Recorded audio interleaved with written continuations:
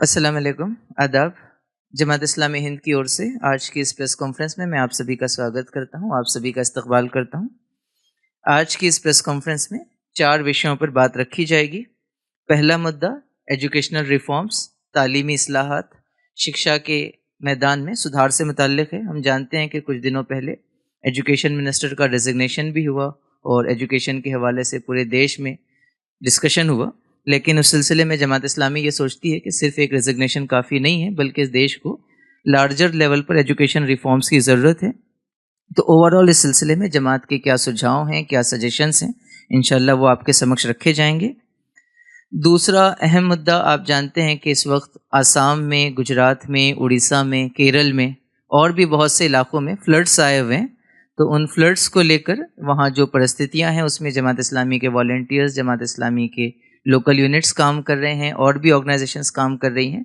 تو فلڈس کے پورے ایشو کو لے کر ہم کیا سجھاؤ رکھتے ہیں، جماعت کیا کام کر رہی ہے اور گورنمنٹ سے ہماری ڈیمانڈز کیا ہیں پورے ریہیبلیٹیشن پروجیکٹ کو لے کر، انشاءاللہ اس پر بات رکھی جائے گی۔ تیسرا ایک بہت امپورٹنٹ ایشو، ہم جانتے ہیں کہ پارلیمنٹ کا سیشن چل رہا ہے اور اس وقت prevention of insult to national honour amendment bill 2026 pass کیا گیا ہے جو وندے ماترم سے متعلق ہے۔ تو اس پورے ایشو پر جماعت اسلامی کا کیا سوچنا ہے، اس کے کیا کنسرنس ہیں، انشاءاللہ وہ بھی آپ کے سمکش رکھے جائیں گے۔ ان تینوں وشیوں پر بات کرنے کے لیے ہمارے ساتھ جماعت اسلامی ہند کے اپادھیکش پروفیسر سلیم انجینئر صاحب اور ملک معتصم خان صاحب موجود ہیں۔ تو میں اور سمے نہ لیتے ہوئے پروفیسر سلیم انجینئر صاحب سے گزارش کروں گا کہ وہ ان ایشوز پر آپ کے سمکش اپنی بات رکھیں۔ بسم اللہ الرحمن الرحیم۔ سبھی پترکار دوستوں کا جماعت اسلامی ہند کی اس ماہانہ پریس کانفرنس میں ہم استقبال کرتے ہیں، سواگت کرتے ہیں۔ جیسا کہ ابھی بتایا گیا کہ 3 مدعے ہیں اس وقت جو آپ کے سامنے رکھنے ہیں۔ پہلا، ابھی پچھلے دنوں جولائی میں آپ نے دیکھا جنتر منتر پر ایک بہت بڑا آندولن ہوا۔ نوجوان نسل جس کو جین جی کہا گیا، انہوں نے شکشا کو لے کر اور نیٹ کے پیپرز لیک کو لے کر اور ایجوکیشن سسٹم میں جو کمزوریاں اور خرابیاں آ رہی ہیں اس کو لے کر اپنی ناراضگی کا اظہار کیا۔ اور آپ نے، ہم سب نے، دیش نے دیکھا کہ موجودہ سرکار کے جو ایجوکیشن منسٹر ہیں ان کو استعفیٰ دینا پڑا۔ جماعت اسلامی ہند یہ مانتی ہے کہ کسی ایک منسٹر کے استعفیٰ دینے سے بہت بڑی تبدیلی نہیں آ سکتی جب تک کہ ایجوکیشن کے بارے میں ہمارا پورا ویژن اور ہمارا رویہ اور ہماری مانسکتا اور ہمارے آبجیکٹیوز جب تک صاف نہ ہوں۔ آج ہم دیکھ رہے ہیں کہ تعلیم جو ہے وہ کامرشلائز ہوتی جا رہی ہے اور سرکار کی جو تعلیم کی ذمہ داری اور اس کا جو دائتو ہے وہ سرکار اس سے پیچھے ہٹتی جا رہی ہے۔ پچھلے 10 سالوں میں ایک رپورٹ کے مطابق تقریباً 1 لاکھ اسکولز بند ہوئے ہیں۔ سرکاری اسکولز کی میں بات کر رہا ہوں۔ اور ہمارے سرکاری اسکولوں میں تعلیم کا معیار، کوالٹی، انفراسٹرکچر، اس میں بہت زیادہ گراوٹ آئی ہے۔ دوسری طرف پرائیویٹائزیشن بڑھ رہا ہے اور پرائیویٹ ایجوکیشن کے انسٹیٹیوشنز کو بڑھاوا مل رہا ہے، اس میں کوئی حرج کی بات نہیں ہے، لیکن سرکار اپنی ذمہ داری سے پیچھے نہیں ہٹ سکتی۔ یہ بات جماعت اسلامی ہند پہلے بھی کہتی رہی۔ دوسرا یہ کہ بجٹ جو ہے وہ برابر ایجوکیشن پر سے گھٹتا چلا جا رہا ہے اور ہم برابر ڈیمانڈ کرتے رہے۔ جماعت اسلامی ہند ہر سال بجٹ سے پہلے اپنی پریس کانفرنس میں اس بات کو کہتی رہی کہ کم سے کم 6% GDP کا تعلیم پر، ایجوکیشن پر خرچ ہونا چاہیے۔ ابھی تک ہم اس سے کافی دور ہیں۔ اور دوسرا یہ کہ بہت سارے اسکالرشپس، اسپیشلی جو مائنورٹیز کے لیے جو اسکالرشپس تھی اور دلت اور دوسرے لوگوں کے لیے، وہ اسکالرشپس میں کمی آ گئی. ریسرچ کا بجٹ کم ہو گیا. جو پی ایچ ڈی کرنے والے اور ریسرچ کا جو میدان ہے اس کے بجٹ میں بہت زیادہ کٹوتی وہ کر دی گئی.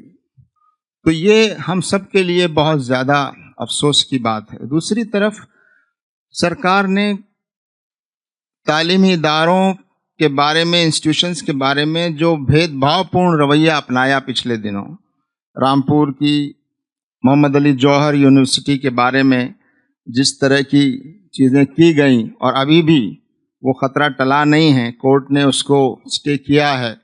لیکن آپ دیکھتے ہیں جس سرکار کی ذمہ داری یہ ہے کہ وہ تعلیم کو آگے بڑھائے، لوگوں کو زیادہ سے زیادہ تعلیم حاصل کرنے کے لیے اوسر اور مواقع پردان کرے، وہ بنی بنائی یونیورسٹیز کو ایک پولیٹیکل اینیمیٹی اور ایک راجنیتک دشمنی کے آدھار پر ایک ایسا ادارہ جو صرف کمیونٹی کے لیے نہیں بلکہ پورے ملک کے لیے بہت مفید ہے، اس ادارے کو صرف یہ کہہ کر کہ اس کی بلڈنگز جو ہیں وہ پراپر نارمز کے مطابق نہیں ہیں، اس کو ڈیمولش کرنے کی بات کہی گئی، نوٹس دیے گئے. تو یہ جو پکشپات پورن رویہ ہے مائنورٹی انسٹیٹیوشنز کے بارے میں، اور خاص طور سے جبکہ مائنورٹیز تعلیم کے میدان میں پہلے سے پچھڑے ہوئے ہیں، ان کو تو اور زیادہ بڑھاوا دینے کی ضرورت ہے اور زیادہ ان کو آگے بڑھانے کی ضرورت ہے. لیکن سرکار کا یہ رویہ بہت ہی زیادہ چنتا جنک ہے. نئی جو ایجوکیشنل پالیسی آئی ہے اس پالیسی میں کچھ اچھی باتیں بھی ہیں، لیکن ہم یہ دیکھ رہے ہیں کہ ہماری نیشنل ایجوکیشن پالیسی میں مورالٹی کے نام پر اور مورل ایجوکیشن یا ایتھیکل ایجوکیشن کے نام پر جس طرح سے ایک خاص کلچر کو تھوپنے کی کوشش کی جا رہی ہے اور ایک خاص مذہب کی جو روایات ہے اور جو ان کی چیزیں ہیں اس کو دھیرے دھیرے تعلیم کے نصاب میں، سلیبس میں اور ٹیکسٹ بکس میں جس طرح سے ڈالا جا رہا ہے وہ ہم سمجھتے ہیں کہ ہمارے لیے بہت نقصان دہ ہے. ہمارا کنسٹیٹیوشن جو ہے وہ سبھی لوگوں کو ایک ایسی تعلیم دینے کی بات کرتا ہے جو ایک اچھا شہری بنائے، جو ایک ذمہ دار شہری بنائے، جس میں سکلز بھی ہوں اور آنے والے نئے دور کے چیلنجز کا مقابلہ کرنے کی طاقت وہ نسل رکھتی ہو. تو ان چیزوں پر توجہ دینے کی ضرورت ہے. ساتھ ہی ہمارا ملک ایک پلورل سوسائٹی ہے، ایک ڈائیورسٹی والا ملک ہے. ہمارے کنسٹیٹیوشن میں تمام ورگوں کو برابر کا ادھیکار دیا گیا ہے، آزادی دی گئی ہے. اس کا خیال رکھنا بہت ضروری ہے کہ ہم دوسرے کی آستھاؤں کا، دوسرے کے خیالات کا سمان کرنا سیکھیں، ایک ٹالرنس پیدا کریں اور کسی پر کوئی وچار تھوپا نہیں جائے، کسی پر کوئی آئیڈیالوجی اور کوئی کلچر اور کوئی رسم و رواج وہ تھوپے نہیں جانے چاہیے اور سب کو سمان ہو.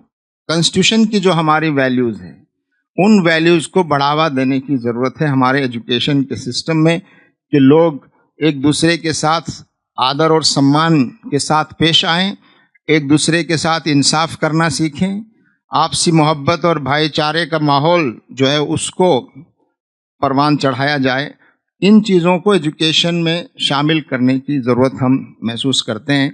تو ہم سمجھتے ہیں کہ جماعت اسلامی ہند نے جو باتیں کہی ہیں پہلے بھی ہم کہتے رہے ہیں کہ ان پہلوؤں پر خاص طور سے دھیان دیے جانے کی ضرورت ہے کہ ہم بجٹ میں تعلیم کا بجٹ بڑھائیں، ریسرچ کے لیے زیادہ فنڈنگ دیں، جو اسکول بند ہوئے ہیں ان اسکولوں کو دوبارہ شروع کریں، اور جو ایسے علاقے اور طبقات ہیں جہاں تک ایجوکیشن نہیں پہنچ پا رہی ہے وہاں ایجوکیشن کو پہنچانے کے لیے معقول انتظام کیا جائے، ریسرچ میں بجٹ بڑھایا جائے، مائنورٹیز کی جو اسکالرشپس ہیں ان کو پھر سے جو ہے وہ پہلے کی طرح اس کو بحال کرنے کی ضرورت ہے.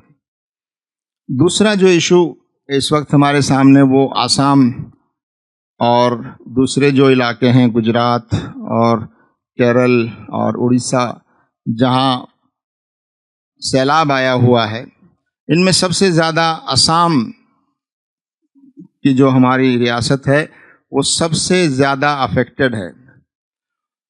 وہاں تقریباً 3 ضلع ایسے ہیں جو سب سے زیادہ افیکٹڈ ہیں، اور 100 کے آس پاس، 90 سے 100 کے درمیان لوگوں کی موت ہوئی ہے، ایسا ابھی تک بتایا گیا ہے، اور لاکھوں لوگ وہ بے گھر ہو گئے ہیں۔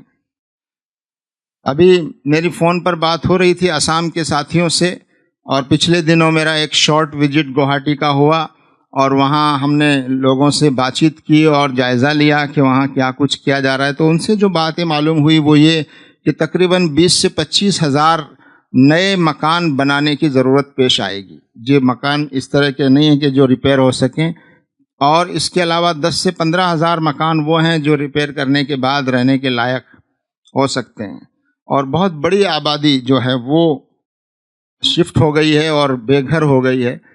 حالانکہ وہاں شروع کے جو ریلیف کے کام ہیں، اور شروع میں جو ہنگامی ریلیف ہے، کھانا اور دوائیں اور ضرورت کی چیزیں، وہ بڑی تعداد میں پہنچ رہے ہیں، اور وہاں کی این جی اوز اور مسلم جماعتیں، پولیٹیکل پارٹیز، اور انہوں نے ریلیف کا بھی کام وہاں پر کافی کیا ہے۔ جماعت اسلامی ہند کی ٹیمیں بھی وہاں پر موجود ہیں، اور وہ بھی وہاں پر اپنے کاموں کو انجام دے رہی ہیں۔ لیکن اب جو وہاں ضرورت محسوس ہو رہی ہے وہ یہ کہ اب لوگوں کو بسانے کی اور لوگوں کے ریلیف دینے کی، اور جن لوگوں کے زیادہ نقصان ہوئے ہیں ان کو معاوضے وغیرہ دینے کا، یہ سرکار سے ڈیمانڈ کی گئی ہے وہاں کے لوگوں کے ذریعے، پولیٹیکل پارٹیز کے ذریعے۔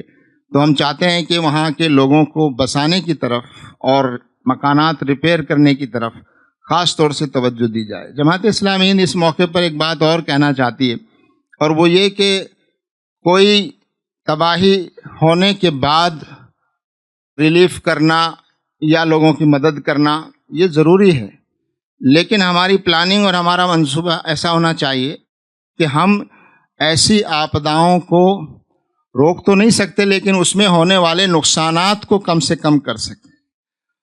ہماری جو ندیوں کا پانی ہے ان کا ٹھیک سے مینجمنٹ ہو، جو ڈرینیج سسٹم ہے ان کو ٹھیک سے پلان کیا جائے، اور جو ایسے علاقے ہیں جو باڑھ سے بہت زیادہ سینسٹیو علاقے ہیں، جہاں باڑھ کا خطرہ زیادہ رہتا ہے، وہاں پر پہلے سے معقول انتظامات کیے جائیں۔ تو سرکار کو چاہیے، اور انوائرمنٹ سے ریلیٹڈ جو انوائرمنٹ کو بچانے کے لیے اور انوائرمنٹ کی جو حفاظت ہے اس کے لیے ضروری قدم پہلے سے اٹھائے جائیں، تاکہ اس طرح کی جو نیچرل کیلمٹیز ہیں اس میں نقصانات کو بھی کم کیا جا سکے۔ تو یہ ان 2 ایشوز پر یہ باتیں ہم نے رکھی ہیں۔ تیسرا جو ایشو ہے وہ نیا جو بل آیا ہے پارلیمنٹ میں وندے ماترم کو لے کر، اس پر ہمارے نائب امیر ملک معتصم خان صاحب انشاءاللہ اپنی بات رکھیں گے۔ شکریہ۔ میڈیا فرینڈز، کچھ دن پہلے لوک سبھا میں اور راجیہ سبھا میں ایک بل جو اب قانون بن گیا ہے، prevention of insults to national honour act 2026 amended, یہ جو قانون بن گیا ہے، جماعت اسلامی ہند اس قانون میں وندے ماترم کو جو جوڑ دیا گیا ہے اس کے بارے میں سخت اپنی کنسرن کا اور تشویش کا اظہار کرتی ہے۔ اس کی وجہ یہ ہے کہ جو وندے ماترم ہے اس کے خاص طور پہ وہ اسٹینزا جو اب جوڑ دیے گئے ہیں، ہسٹوریکلی صرف 2 ہی اسٹینزا پڑھے جاتے تھے، لیکن منسٹری آف ہوم افیئرس نے اپنے پروٹوکولز میں، ہدایت میں، سرکاری تقریبات میں وندے ماترم پڑھنے کے بارے میں وہ پرانے 2 اسٹینزا کے علاوہ 4 نئے اسٹینزا بھی جوڑ دیے ہیں۔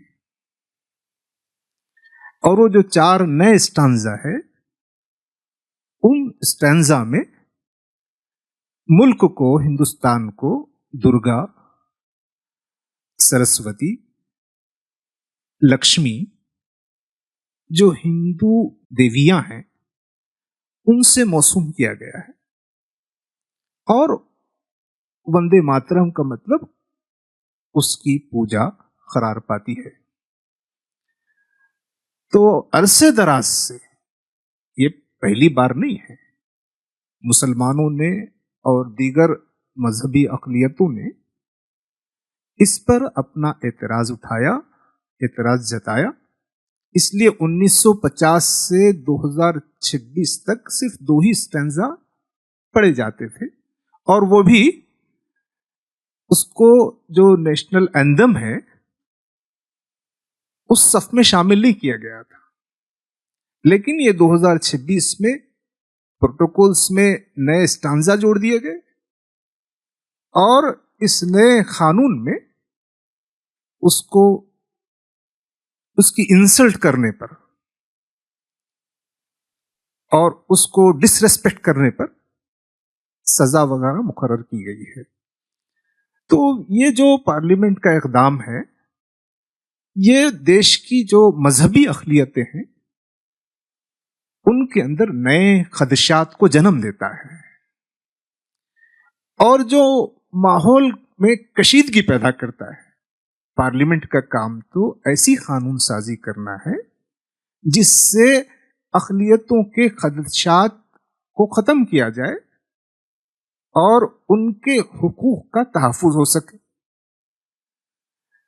یہ صحیح ہے کہ اس بل کے اندر یا اس قانون کے اندر وندے ماترم کو پڑھنا لازم قرار نہیں دیا گیا ہے،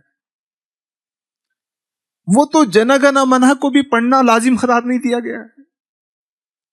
اس لیے کسی شہری کو لازماً پڑھنا اس قانون میں نہیں کہا گیا ہے۔ لیکن جو ہمارے ملک کا ماحول ہے اور جو پروٹوکولز ہیں اور جو ہدایتیں ایڈمنسٹریشنز کی طرف نیچے جاتی ہیں، اس سے ایسا ماحول بن جائے گا کہ کیا انسلٹ ہے، کیا ڈس ریسپیکٹ ہے، اس کو سمجھنا مشکل ہو جائے گا۔ تو ایسا اہم قانون جس سے بنیادی حقوق جڑے ہوئے ہیں، مذہبی آزادی کے حقوق جڑے ہوئے ہیں، وہ بہت ہی مبہم، غیر واضح ہے اور نئے خدشات کو جنم دیتا ہے۔ اس لیے اس پر ہم بہت تشویش کا اظہار کرتے ہیں، اور ہم یہ سمجھتے ہیں کہ جو بعد کے 4 اسٹینزا جوڑ دیے گئے ہیں وہ تو اسلام کے عقیدے توحید کے خلاف ہے۔ اس لیے یہ جو پورا پروسیس ہے، اس پر جماعت اسلامی ہند کا سمجھنا یہ ہے کہ پارلیمنٹ میں اس قانون پر ریویو ہونا چاہیے،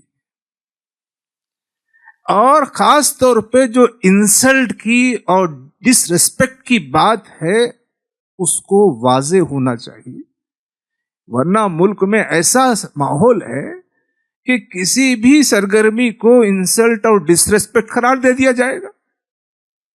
کیونکہ بیجو انامل کیس کے اندر سپریم کورٹ نے یہ واضح کیا ہے کہ یہ جو کچھ نیشنل اینتھم ہے اس کا پڑھنا لازم نہیں ہے۔ اگر کوئی اس ماحول کا احترام کرتے ہوئے نہ پڑھتا ہے تو یہ بھی وہ اس کا حق ہے، آئینی حق ہے۔ تو جو کچھ قانون بنا اس کو تو میں یہی سمجھ رہا ہوں کہ اس میں پڑھنا لازم قرار نہیں دیا گیا ہے، چونکہ لازم نہیں ہے تو اس لیے اس کا احترام کرتے ہوئے آدمی نہ پڑھے، اس کا بھی حق محفوظ ہے۔ لیکن جو کو ماحول ہے، اس ماحول میں اس انسلٹ اور ڈس ریسپیکٹ کی بات کو اس سے جوڑنا چاہیے کہ قومی ترانہ، قومی گیت، اس کا احترام بھی باقی رہے، لیکن بنیادی حقوق اور مذہبی حقوق اس کا تحفظ بھی باقی رہے۔ ایسا احترام قومی گیت کا، قومی ترانے کا، جس سے آرٹیکل 25، آرٹیکل 19 اور بنیادی حقوق پامال ہوتے ہوں، یہ بہت ہی غلط اقدام ہوگا۔ تو اس موقع پر ہم یہ سمجھتے ہیں کہ یہ جو تشویش ہے اس کو حکومت نوٹ کرے، اور جو مزید 4 اسٹینزا جو جوڑ دیے گئے ہیں وہ اسلام کے تصور توحید کے خلاف ہے، اور اسی وجہ سے 1950 سے لے کر 2026 تک کبھی بھی اس کو پروٹوکول میں نہیں جوڑا گیا۔ اب جو انسلٹ اور ڈسریسپیکٹ کی بات ہے اس کو واضح کیا جائے، اور نیچے یہ بات واضح کی جائے کہ جو ریسپیکٹ کے ساتھ اس طرح قومی گیت کو نہ پڑھنا چاہیں ان کی بھی حقوق محفوظ ہیں، اور جو بنیادی حقوق ہیں اور جو مذہبی حقوق ہیں اس میں کوئی مداخلت نہیں ہوگی۔ اور یہ بات ہم کہتے ہوئے میں ختم کروں گا کہ اس کو وطن کی محبت سے نہ جوڑا جائے، یعنی کسی نغمے کو، کسی گانے کو، کسی علامت کو ملک سے محبت کو نہ جوڑا جائے۔ ملک سے محبت کے لیے ضروری ہے کہ ملک کے شہریوں کی خدمت، سماج کی خدمت اور ملک کی قومی ترقی میں حصہ، یہ بنیادی باتیں ہوتی ہیں۔ اس سے ملک کی محبت کا اظہار ہوتا ہے، کسی نغمے سے، کسی اس سے جوڑنا صحیح نہیں ہے۔ دوسری بات یہ کہ یہ جو کچھ نغمہ ہے، گیت ہے، جیسے کہ اس کو لازم نہیں کہا گیا ہے، اس کو بہت کلیئر ہونا چاہیے، اور جو قومی دستور میں جو بنیادی حقوق کا جو چیپٹر ہے اس پر کوئی بات نہیں آنی چاہیے۔ وطن سے محبت کا تعلق جبر سے نہیں ہے، جبر سے اور قوت سے محبت نہیں پیدا کی جاتی ہے، بلکہ ریسپیکٹ۔ ہمارا ملک ایک تکثیری سماج والا ہے، ایک ڈائیورسٹی سماج والا ملک ہے، تو ڈائیورسٹیز کا احترام، اس سے ملک میں قوت آئے گی اور ملک کا وقار آگے بڑھے گا۔ تو جو کچھ قانون بنا ہے اس قانون کو ہم مناسب نہیں سمجھتے ہیں، اس میں تشویش کا اظہار کرتے ہیں، اس میں تبدیلی کے حق میں ہے، اور اس کو بہت واضح ہونا چاہیے۔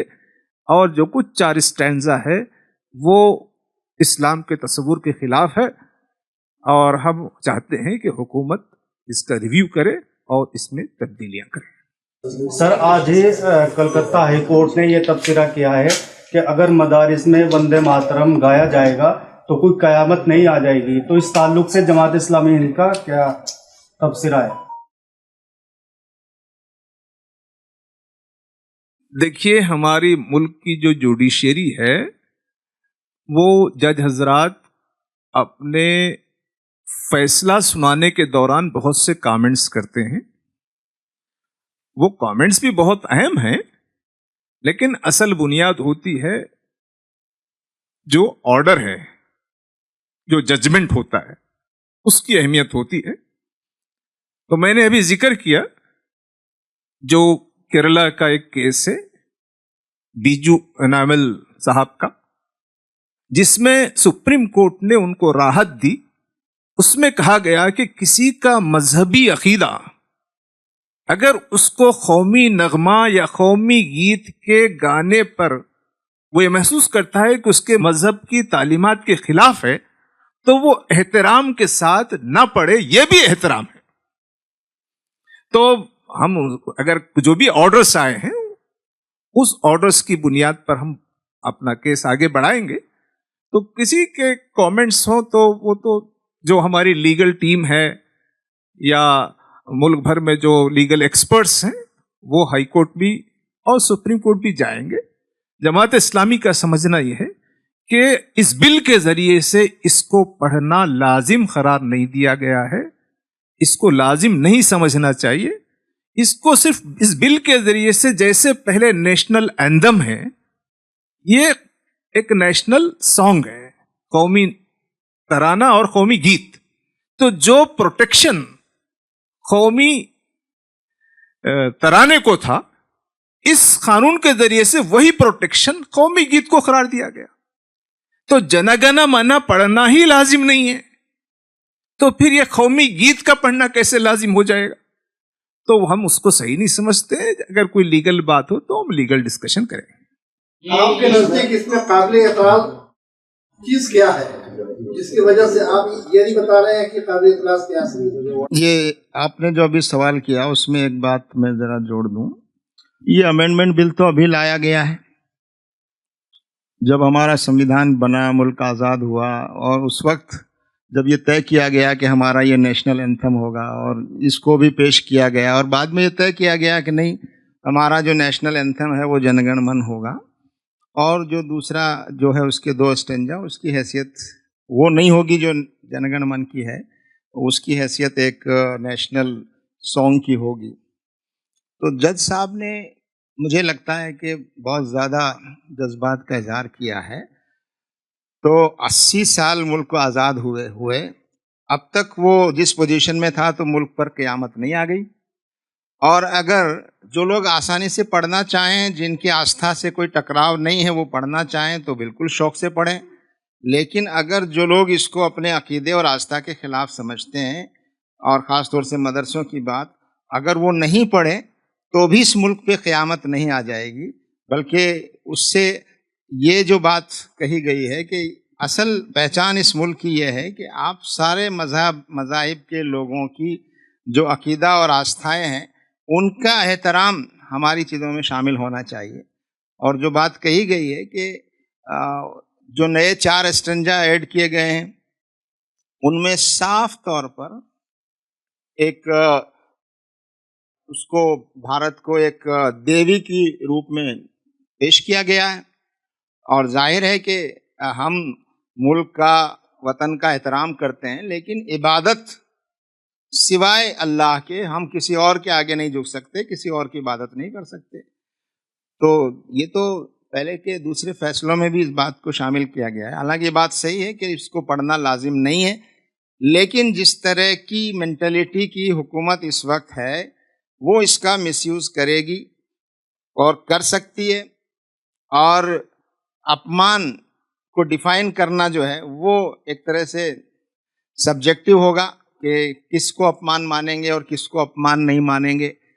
تو اس سے اس کا مس یوز بڑھے گا. اور ہم سمجھتے ہیں کہ سرکار کو چاہیے کہ وہ ریویو کرے اور اس ملک کی جو طاقت ہے ایک دوسرے کے سمان کی اور ایک دوسرے کے ساتھ آزادی، ایک دوسرے کو آزادی کی اور برابری کی، اس کو باقی رہنا چاہیے.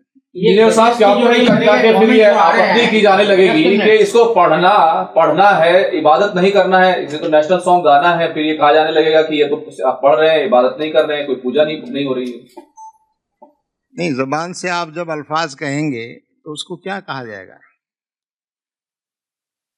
جب آپ زبان سے ایسے الفاظ کہیں گے جو آپ کے عقیدے سے ٹکراتے ہیں تو یہ تو سنویدھان کے خلاف ہے نا. مس یوز کے بارے میں آپ کہہ رہے ہیں کہ یہ لو مس یوز کیا سکتا ہے، کیا خدشات ہے آپ کے کہ مطلب اس لا سے ٹارگیٹ کیا جا سکتا ہے، مسلمانوں کو جیل میں ڈالا جا سکتا ہے؟ آپ اس کو تھوڑا ایکسپلین کریں کیا مس یوز ہو سکتا ہے. جو مس یوز کا امکان ہے وہ یہ ہے کہ ایکٹ میں کوئی بات ایسی لکھی ہوئی نہیں ہے کہ لازم ہے پڑھنا ہے نہیں ہے، لیکن جو پروٹوکولز ہیں یا آفیسرز یا ڈائریکٹرز یا ایڈمنسٹریٹر جو نیچے لوگوں کو لکھتے ہیں، جیسے کہ کسی اگر اسکول کا ہے، ڈائریکٹر آف اسکول ایجوکیشن نیچے ہدایت دے تو جو اسکول کا ایڈمنسٹریشن ہے وہ اپنے ڈائریکٹر کی بات کو ماننے پر مجبور ہوتا ہے. اگر وہ ڈائریکٹر کی بات کو نہ مانے تب ایک نیا تنازع پیدا ہوتا ہے. جبکہ جو ایکٹ ہے اس میں لکھا گیا ہے کہ جو قومی گیت ہے اس کے پڑھنے میں کوئی رکاوٹ ڈالے یا کوئی انسلٹ کرے یا اس کی کوئی بے عزتی کرے تب وہ جو ہے 3 سال کی سزا اور جرمانہ یا دونوں اس کو دی جا سکتی ہے. جبکہ ایکٹ بہت کلیئر ہے، لیکن اس ایکٹ پر جو عمل کرنے والے لوگ ہیں اور جو سماج ہے وہاں یہ مطالبہ کرے گا کہ اس کو پڑھنا ضروری ہے. ایک فرد کہے گا کہ نہیں مجھے پڑھنا نہیں ہے. پڑھنا رسپیکٹ کا لازمی حصہ نہیں ہے. آدمی عزت سے کھڑا ہو جائے یا بیٹھ جائے یا دور ہو جائے اور جو ان کو پڑھنا ہے وہ پڑھ لے, لیکن جو نہیں پڑھنا چاہ رہا ہے اس کے رائٹس بھی محفوظ ہیں. یہ رائٹس وائلیٹ ہوں گے کس سے؟ ظلم سے, زیادتی سے, موبوکریسی سے. یعنی اس کو میجورٹی کے اس میں جو لوگ وہاں ہوں گے اس کو زبردستی کریں گے, تو اس کے ذریعے سے وہ ایک مسئلہ بنے گا. وہ اس کو کہیں گے کہ یہ انسلٹ ہے, وہ کہیں گے کہ یہ ڈس ریسپیکٹ ہے, اور اس فرد کو جو رسپیکٹ نہیں کر رہا ہے, انسلٹ کر رہا ہے, اس کو 3 سال کی سزا یا جرمانہ یا دونوں جیل بھیج دیا جائے گا, جبکہ اس نے کوئی انسلٹ نہیں کی, کوئی ڈس ریسپیکٹ نہیں کیا. اس لیے اس قانون میں یہ بات مبہم ہے. یہ کہہ رہے ہیں اس کا مس یوز ہونے کا امکان ہے, یہ بات ہم کہہ رہے ہیں.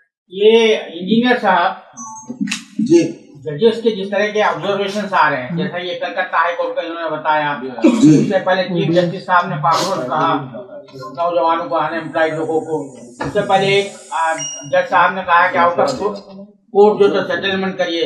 تو اس بارے میں جو ہے کل پارلیمنٹ میں ایک جو ہے لیڈی ممبر نے کہا کہ یہ حکومت جو ہے ایسے ججوں کو مقرر کر رہی ہے جو آئیڈیولوجیکل جو ہے ان کے کلیم میں ان کے ہم نوا ہے. تو اس خیال سے آپ کہاں تک متفق ہے اس طرح کے جو آبزرویشنز آ رہے ہیں عدالتوں کی طرف؟ دیکھیے پچھلے 10-12 سالوں میں جس طرح کے ججمنٹ اور آبزرویشنس آ رہے ہیں اور ججز کے اپوائنٹمنٹ میں جس طرح کی چیزیں آ رہی ہیں, اس سے صاف نظر آتا ہے کہ حکومت اب ایک خاص آئیڈیالوجی سے قریب رہنے والے لوگوں کے اپوائنٹمنٹس جو ہے وہ ایک بڑی تعداد میں ہوتے جا رہے ہیں. پچھلے 10-12 سالوں میں یہ چیزیں اور زیادہ نظر آ رہی ہیں, تو اس میں کوئی شک نہیں ہے, اور یہ تو ایک تسلیم شدہ بات ہے. اب ججز جو ہیں وہ کھل کر اپنی اس طرح کی آئیڈیالوجی کا اظہار کرنے لگے ہیں, فیصلوں میں بھی, آبزرویشنس میں بھی.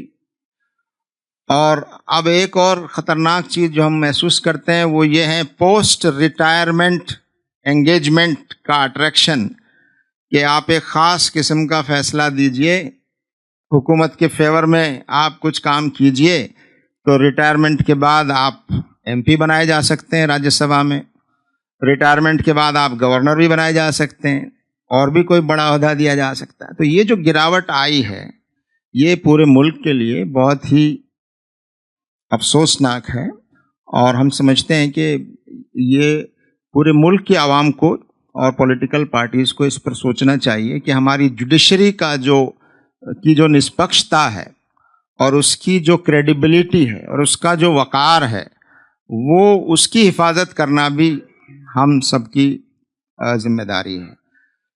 وندے ماترم کے بارے میں جو پہلے سوال کیا گیا تھا اس میں ایک اور بات کہ آخر یہ سرکار اس امینڈمنٹ کو لانے پر اتنا بضد کیوں تھی, کیا انٹینشن ہے, ایسا کیا ہے کہ وہ 4 جو اسٹرینجا ہیں وہ بھی اور جوڑے جائیں. تو میں یہ کہنا چاہتا ہوں کہ جو پچھلے 10-12 سالوں سے ایک نفرت کی سیاست, سماج کو ڈیوائیڈ کرنے کی سیاست اور مسلمانوں کو الگ تھلگ کرنے کی جو ایک سیاست ہے جس سے راجنیتک فائدہ اٹھایا جا رہا ہے اور اس کے راجنیتک ڈیویڈنڈس بھی مل رہے ہیں پارٹی کو, تو ہم اس کو ایک پولیٹیکل ڈیسیجن سمجھتے ہیں. اگر یہ راشٹر گان میں جو چیزیں ہیں جس کو ایڈ کیا گیا ہے وہ مسلمانوں کی آستھا کے خلاف نہ ہوتی تو موجودہ سرکار اور موجودہ جو پارٹی سرکار میں ہے وہ کبھی بھی اتنی ضد نہیں کرتی اس امینڈمنٹ کو لانے کے لیے. تو یہ اس بات کا ثبوت ہے کہ وہ جس رخ پر لے جانا چاہتے ہیں کہ اس امینڈمنٹ پر اتنا زور دے کر اس کو لایا گیا ہے تاکہ مسلمانوں کے بارے میں ایک جو غلط تصویر بنانے کی کوشش اور مسلمانوں کو جو الگ تھلگ کرنے کی کوشش ہے, وہ اس کا جو ایجنڈا ہے, وہ ایجنڈا جس کا وہ راجنیتک فائدہ اٹھانا چاہتے ہیں, وہ میں سمجھتا ہوں ملک بھی سمجھ رہا ہے اور سب لوگ سمجھ رہے ہیں, اور ہم سمجھتے ہیں کہ سرکار کو چاہیے کہ وہ اس راستے پر آگے نہ جائے اور اس امینڈمنٹ کو وہ دوبارہ اس پر غور کرے۔ اتر پردیش کے deputy chief minister Keshav Prasad Maurya نے کہا ہے کہ مدرسہ جو ہے وہ ٹیررزم کی فیکٹری ہوتے ہیں، چاہے ہندوستان میں ہو چاہے کہیں بھی۔ اس پہ کیا کہیں گے؟ بہرحال یہ تو افسوس ہے ہمارے منسٹر کی سوچ پر بھی اور ان کی معلومات پر بھی۔ افسوس کے سوا اور کچھ نہیں کیا جا سکتا ہے کہ ایسی مانسکتا والے لوگ جو ہیں وہ منتری بنے بیٹھے ہیں، یہ ہمارے لیے شرم کی بات ہے۔